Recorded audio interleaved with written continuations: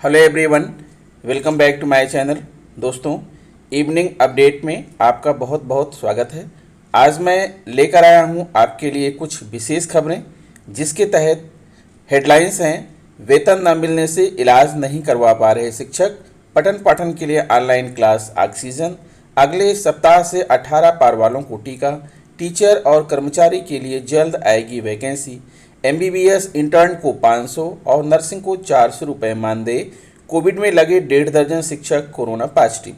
आइए दोस्तों, देखते हैं खबरें विस्तार से, और खबरों से अपडेट रहने के लिए सब्सक्राइब कीजिए Kingsman E hub, press bell icon, share and like it. हाँ तो दोस्तों, पेश हैं खबरें विस्तार से।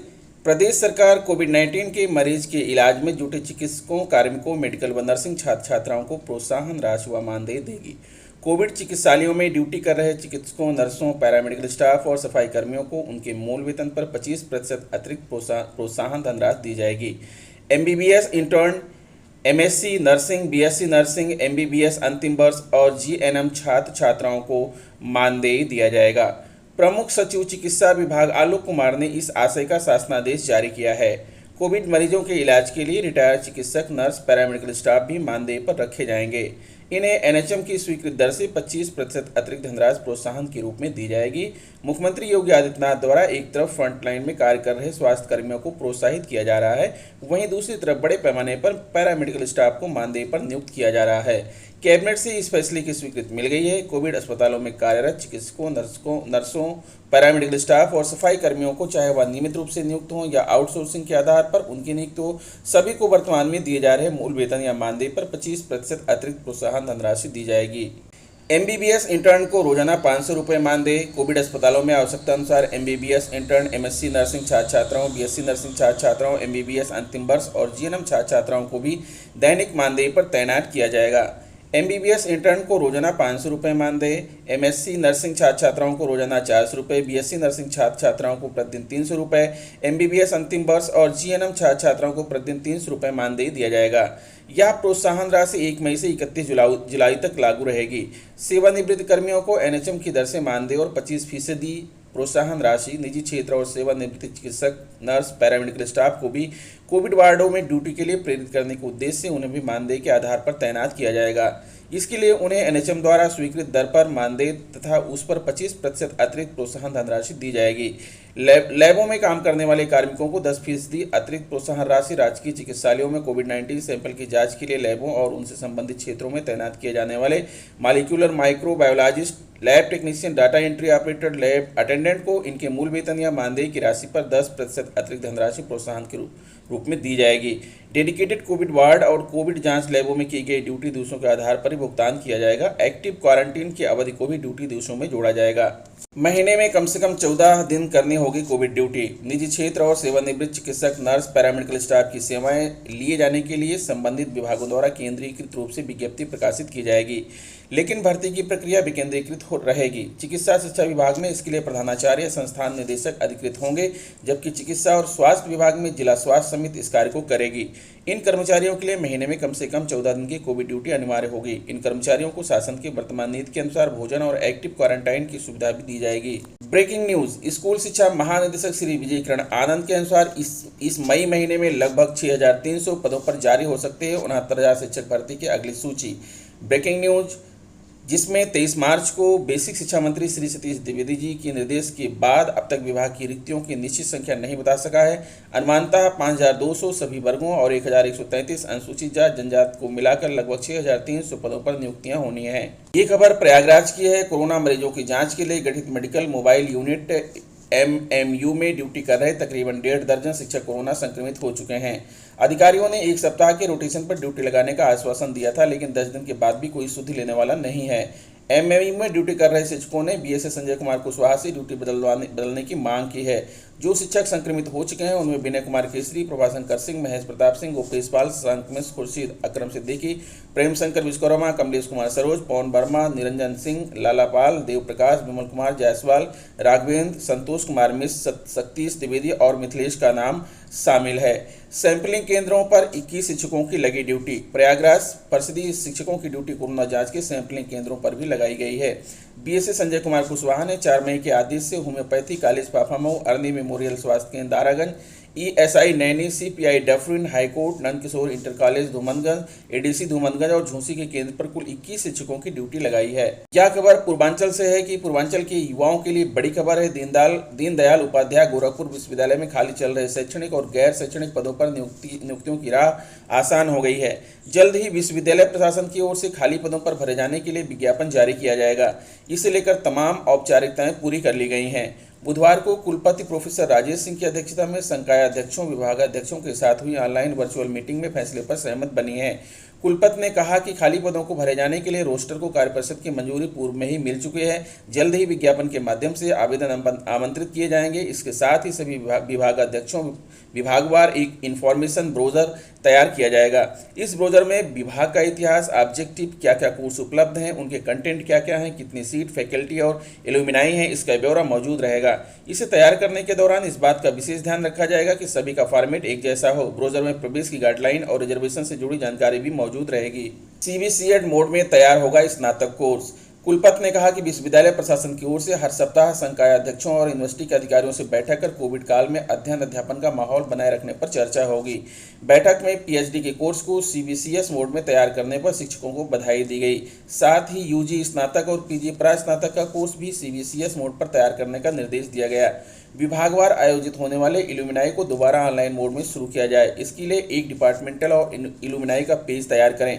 इसे विश्वविद्यालय की वेबसाइट पर भी उपलब्ध कराया जाए। जारी होगा पीएचडी नोटिफिकेशन। कुलपति ने कहा कि पीएचडी प्रवेश की जुड़ा नोटिफिकेशन सभी संकाय अध्यक्ष 2 दिन के अंदर यानी 7 मई तक जारी कर दें। इसे विश्वविद्यालय की वेबसाइट पर भी डाला जाए ताकि पीएचडी प्रवेश से जुड़ी जानकारी विद्यार्थियों को मिल सके। कोरोना की वजह से विश्वविद्यालय की वार्षिक परीक्षाएं 15 जून तक स्थगित की गई हैं। इस पर तय समय पर चर्चा होगी।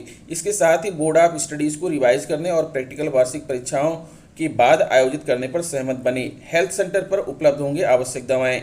बैठक के दौरान सदस्यों ने हेल्थ सेंटर पर कोविड के इलाज से जुड़ी आवश्यक दवाएं उपलब्ध कराने की मांग की गई, जिस पर कुलपति ने सहमत जताई। उन्होंने शिक्षकों से विश्वविद्यालय के हेल्थ सेंटर पर कोविड महामारी से निजात दिलाने वाले आवश्यक दवाओं को उपलब्ध कराने का वादा किया। इसे लेकर अधिष्ठाता और छात्र कल्याण को एक प्रस्ताव तैयार कर प्रेषित करने का निर्देश दिया गया। सहायक आचार्य डॉक्टर शरद को किया नमन।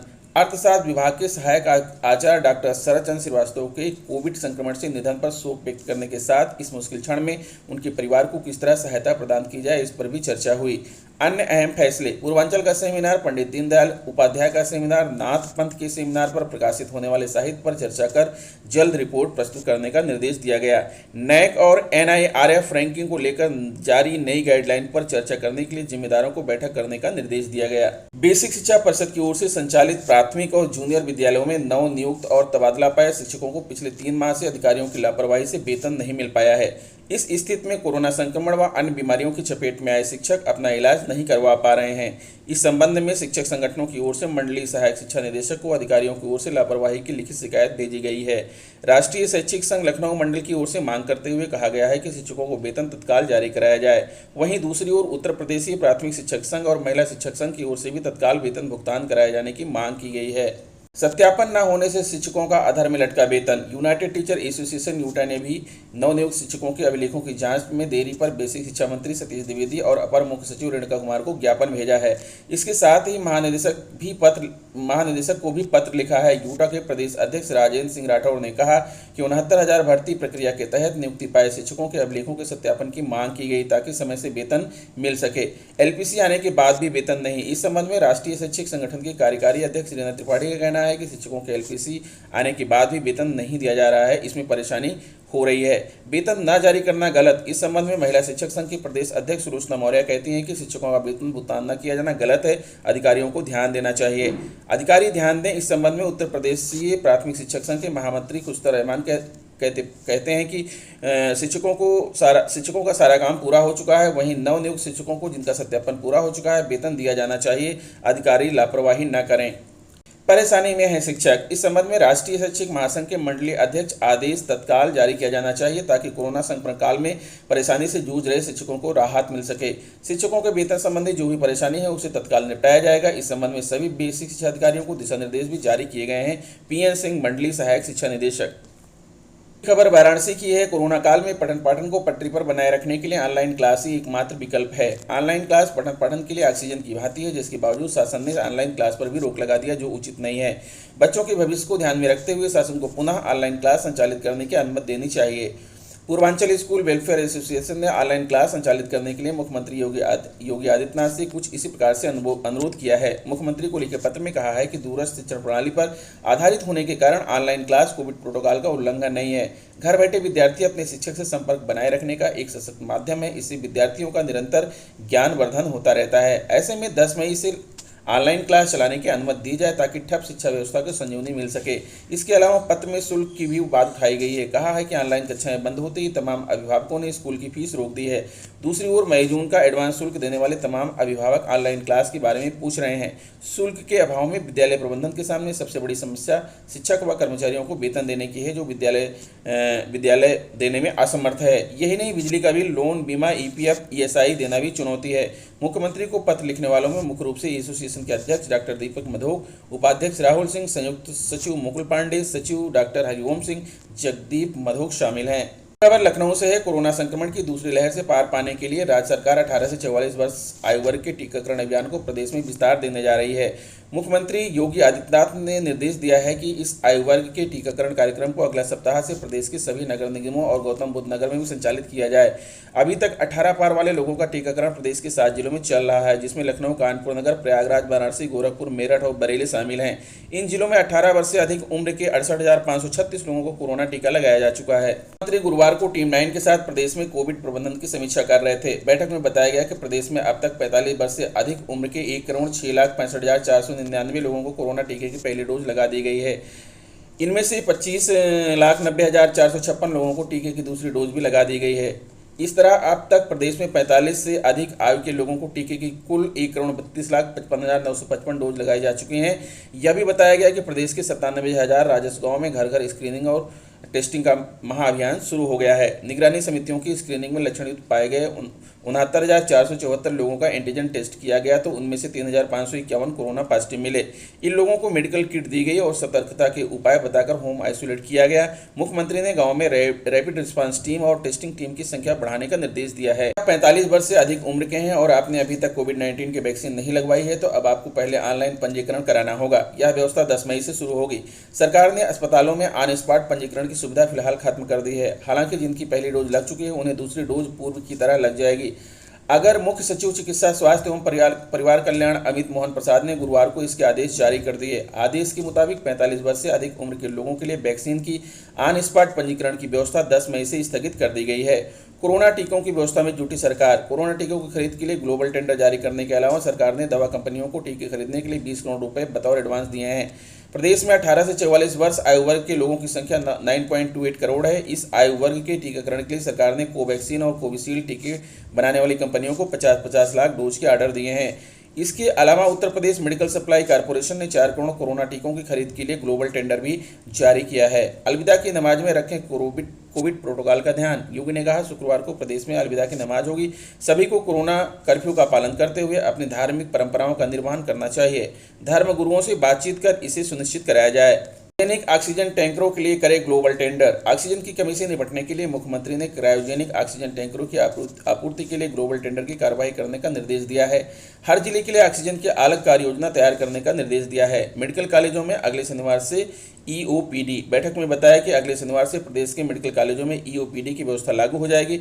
मुख्यमंत्री ने लखनऊ, प्रयागराज की तरह अन्य जिलों में भी कम्युनिटी किचन संचालित करने का निर्देश दिया। ये रही दोस्तों आज की जो है इवनिंग अपडेट। आशा करता हूँ आपको जो है वीडियो अच्छी लगी होगी। अगर वीडियो अच्छी लगी है तो please subscribe my channel, share it, press bell icon and like it. मिलते हैं आपसे नेक्स्ट वीडियो में कुछ अच्छी चीज़ें लेकर। तब तक के लिए गुड बाय।